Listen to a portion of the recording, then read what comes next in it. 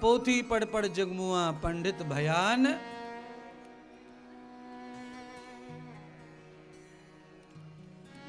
किताब पढ़ने से सभी वक्ता हो जाते और सभी विद्वान हो जाते।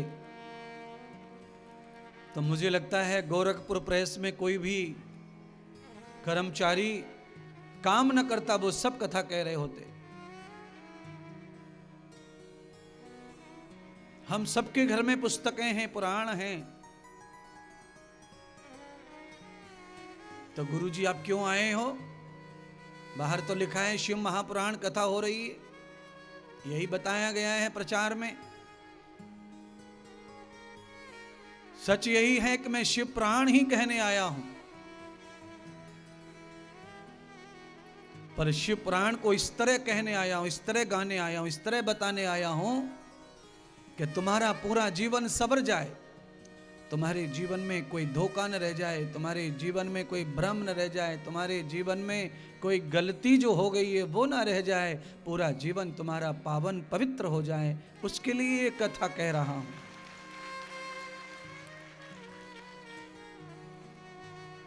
इससे भी ज्यादा भीड़ की कथा हुई है यहां अगल बगल।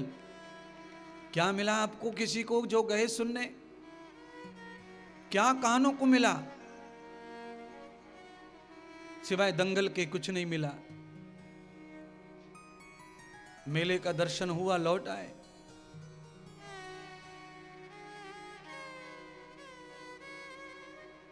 क्योंकि कथा का मर्म बहुत जीवन जीने के बाद समझ में आता है। लंबा समय हो जाए, अनुभव हो जाए, जीवन आदमी जी ले, चरित्र जी ले, अच्छे और बुरे लोगों के साथ में संगति का सहन शक्ति आ जाए, अनेक प्रहारों को पचा ले, तब आदमी कथा कह पाता है। ऐसी रटंतु कथा तो कोई भी कह लेगा।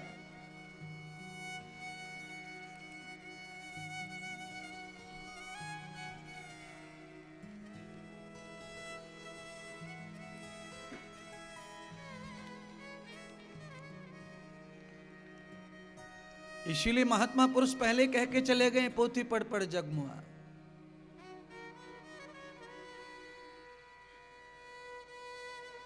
रोम रोम में कथा समाई है महात्मा के। महात्मा सुबह से सोते समय तक कथा ही जीता रहता है। किसका भला कैसे हो सकता है, महात्मा दिन रात वही काम करता है।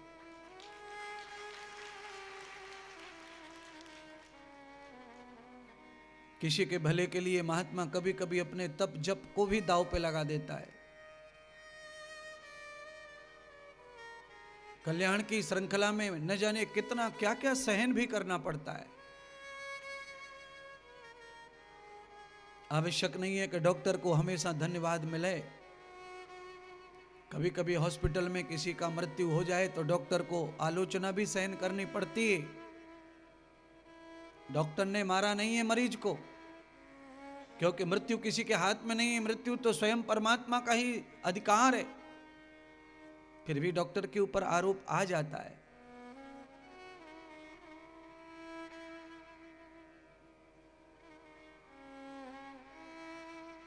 आज भगवान शंकर कैलाश से पार्वती जी के पास पहुंचे। दुपायोति कर्मं सुधानां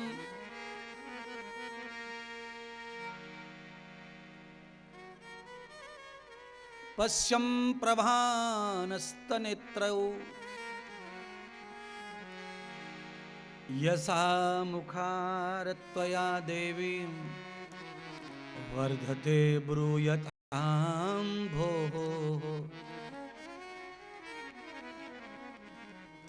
महादेव जी दोबारा कैलाश पर से महल में आए पार्वती के,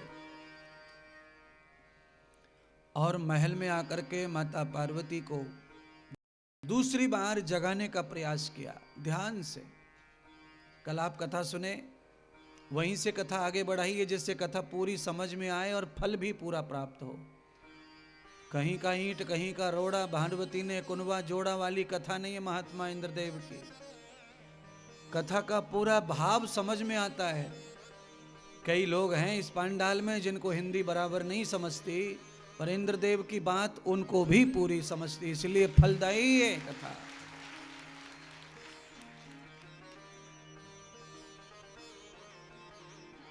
और उसका कारण यही है कि आप आकर बैठते हो शांति से। अगर आपका मन यहां नहीं, चित्त यहां नहीं लगेगा, तो आपका मन नहीं लगेगा तो आप यहां नहीं बैठ पाओगे ज्यादा देर। ऐसा नहीं है कि आप रिकामे बैठे घर पे इसलिए आ गए, काम छोड़ के सवार है। काम सदैव रहेगा, रूटीन है जिंदगी का, पर ये धर्म अनुष्ठान, ये धर्म के जो मेले हैं, ये रहने तो सदैव चाहिए, पर सदैव रहते नहीं हैं। ये कभी कभी मौका मिलता है, ठाकुर जी की कृपा होती है। तो इस पावन कथा का ये प्यारी ज्ञान गंगा का भागीरथ आदरणीय दादा पांडुरंग का परिवार और आप सभी ग्रामस्थ और क्षेत्रवासी हैं। भागीरथ गंगा लेके आए, तब करना पड़ा, मेहनत करनी पड़ी, कुछ ज्यादा मेहनत करनी पड़ी अपने पितरों के कल्याण के लिए, पर आज तक हम सबके पितरों का कल्याण गंगा कर रही है। ये कथा लाने वाले पांडुरंग है, अपने कल्याण के लिए, क्षेत्र के कल्याण के लिए। पर केवल 7 दिन नहीं, 7 दिन के बाद भी पूरे क्षेत्र का कल्याण होता ही रहेगा, क्योंकि ये शब्द कभी नष्ट नहीं होते। 5000 साल हो गए कुरुक्षेत्र के मैदान में गीता का पाठन करते भगवान को। आज भी श्लोक गीता के अंतरिक्ष में भ्रमण कर रहे हैं और ज्ञानी वैज्ञानिक लोग यंत्रों से इस श्लोकों की खोज कर रहे हैं। शब्द कभी नष्ट नहीं होता है, आकाश में चला जाता है और वो इर्द गिर्द घूमता है। इसीलिए कथा हो, यज्ञ हो, इससे बहुत बड़े क्षेत्र को लाभ प्राप्त होता है लंबे समय तक। जहां ऐसी बड़ी कथाएं हो जाती हैं, वहां काफी एरिया में एक्सीडेंट की दुर्घटना नहीं होती, बिजली पकड़ने की दुर्घटना नहीं होती, पानी में डूब जाने की दुर्घटना नहीं होती। कई वर्षों तक ये अकाल दुष्ट मृत्यु नजदीक नहीं आती क्षेत्र में। ये इसका फल होता है कथा का, यज्ञ का।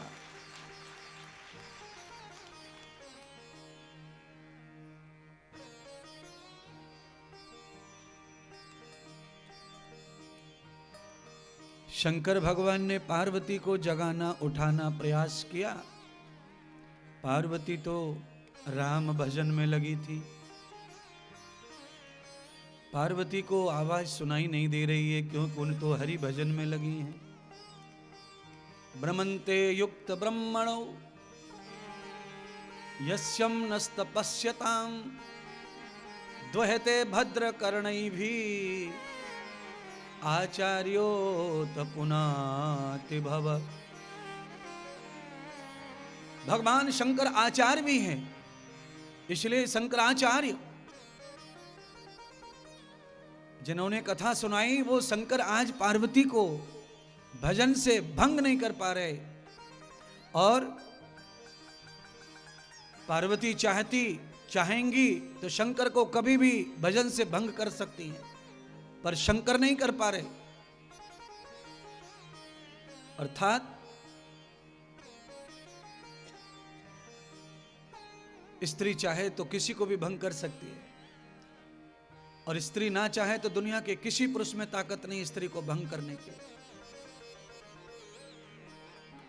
स्त्री की स्वयं इच्छा से ही वो भंग हो सकती है, अर्थात वो भंग नहीं हो सकती। स्त्री से भंग हो सकता है पुरुष। भगवान शंकर माता पार्वती ये लीला करके हमें समझाना चाहते हैं।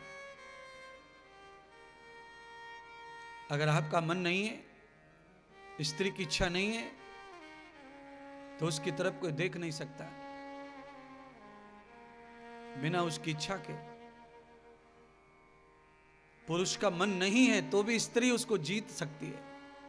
स्त्री के अंदर ये लक्षण और ये गुण और ये पावर होता है। महादेव जैसी देवता माता पार्वती का भजन भंग नहीं कर पा रहे, शंकर भगवान।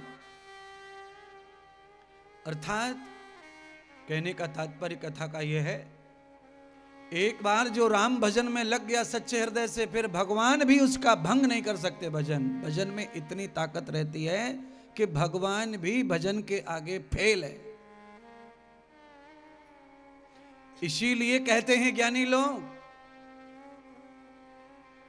हे राम से बड़ा राम का नाम,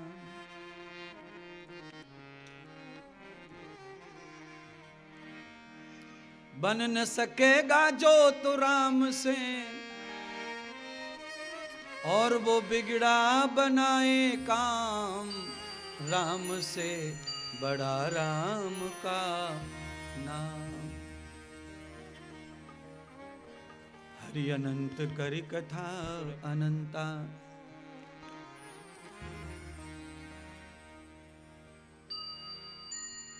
मशीन के इधर उधर घूमता, एक आध बार ऊपर भी आ जाया कर भाई चेला, कुल्ला करके।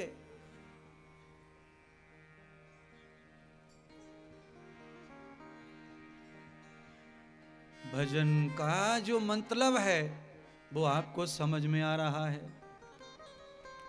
भाई भजन में कितनी ताकत है वो मैं बताने का प्रयत्न कर रहा हूं। भगवान सर्वशक्तिमान है, पर भगवान की शक्तियों को पाने के लिए केवल भजन ही एक साधन है, और कोई साधन नहीं है ज्यादा। भगवान का सेवा करो, भगवान का आचरण करो, संत का संग करो, कथा का श्रवण करो, आप भगवान की शक्तियों को पा लोगे, भगवान की शक्तियों को पा जाओगे।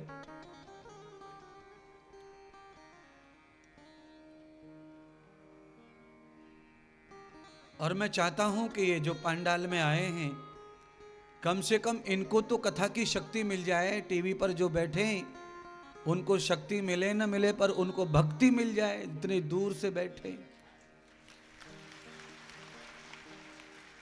टीवी वालों को भी शक्ति मिलती है कथा से, उनके मन में दुख है, परेशानी है, पीड़ा है। आज आप पंडाल में हैं, पर इससे पहले आप सब टीवी पर तो जुड़े हो, टीवी पर कथा सुनते हो। इसीलिए आपके मन में आया कि महात्मा अपनी पसंद का आया है, चलो घर छोड़कर, इसीलिए आप पंडाल भी पधारे हो।